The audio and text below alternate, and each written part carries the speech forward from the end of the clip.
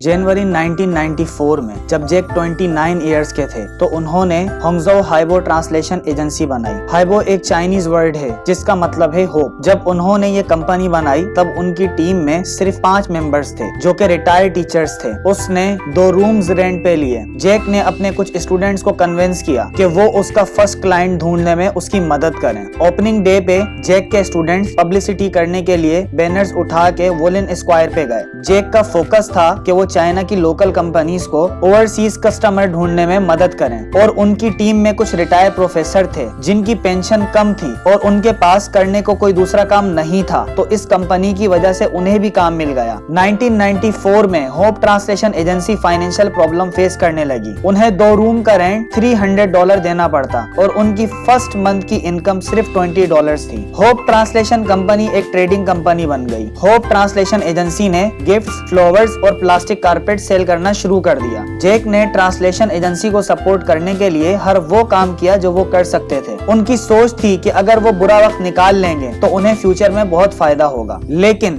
जेक को ये समझ आ गया था कि सिर्फ ट्रांसलेशन एजेंसी उनके एंटरप्रेन्योर बनने का ड्रीम पूरा नहीं कर सकती। जेक को ट्रांसलेशन एजेंसी से कोई खास फायदा नहीं हुआ, लेकिन उन्हें एक डायरेक्ट एक्सपोजर मिला जिसने उनकी लाइफ चेंज कर दी। जेक की रेपुटेशन उसकी टीचिंग और ट्रांसलेशन एजेंसी की वजह से एक इंग्लिश एक्सपर्ट स्पीकर की बन गई थी। जेक को एक कन्फ्लिक्ट रिजॉल्व करने का मौका मिला। एक हाईवे कंस्ट्रक्शन को लेके अमेरिकन कंपनीज में कन्फ्लिक्ट चल रहा था। कई सालों की बातचीत के बाद भी दोनों कंपनीज किसी रिजल्ट पर नहीं पहुंच पा रही थी। जेक इस कन्फ्लिक्ट को खत्म करने के लिए यूएस अपने फर्स्ट ट्रिप पर गए। इससे पहले वो चाइना से बाहर ऑस्ट्रेलिया जा चुके थे। जब वो ऑस्ट्रेलिया गए थे तब तक वो चाइना को दुनिया का रिचेस्ट कंट्री समझते थे, लेकिन ऑस्ट्रेलिया जाने के बाद उनकी ये गलतफहमी दूर हो गई। उनके इस यूएस ट्रिप पे कंपनी के फंड लगे थे। जेक जिस काम के लिए गए थे वो तो हुआ नहीं, लेकिन जेक को वहाँ इंटरनेट एक्सपोजर मिल गया। वो फर्स्ट टाइम इंटरनेट पे लॉगिन हुए। उन्होंने फर्स्ट टाइम कीबोर्ड और कंप्यूटर को टच किया। इससे पहले उन्होंने अपने एक दोस्त बिल अहू जो जेक के साथ पढ़ाते थे उनसे इंटरनेट के बारे में सुना था, लेकिन उन्होंने भी सही तरह इंटरनेट के बारे में नहीं बताया था। बिल अहू के सन इन लॉ स्टुअर्ट ट्रस्टी,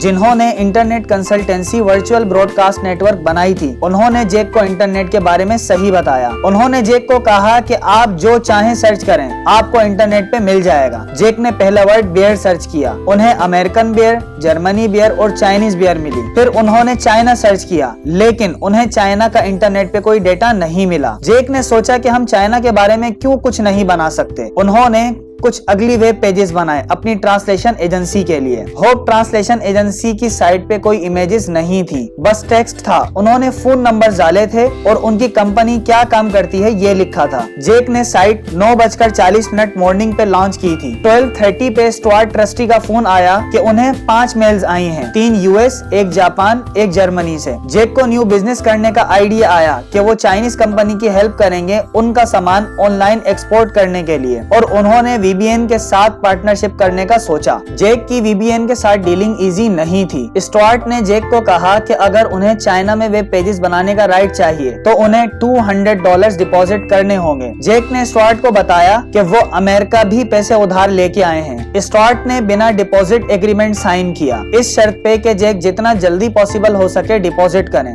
उसने बिल अहू और अपनी वाइफ को एज अ गारंटर्स इनलिस्ट किया। जेक चाइना एक रनिंग कंप्यूटर इंटेल 486 प्रोसेसर के साथ लौटे, जो उस वक्त चाइना में सबसे ज्यादा एडवांस कंप्यूटर था। चाइना आने के बाद जेक ने ऑनलाइन येलो पेजेस बनाने का सोचा। उन्होंने अपने बिजनेस को चाइना पेजेस का नाम दिया। So guys, that's all for today. Stay tuned for the next part.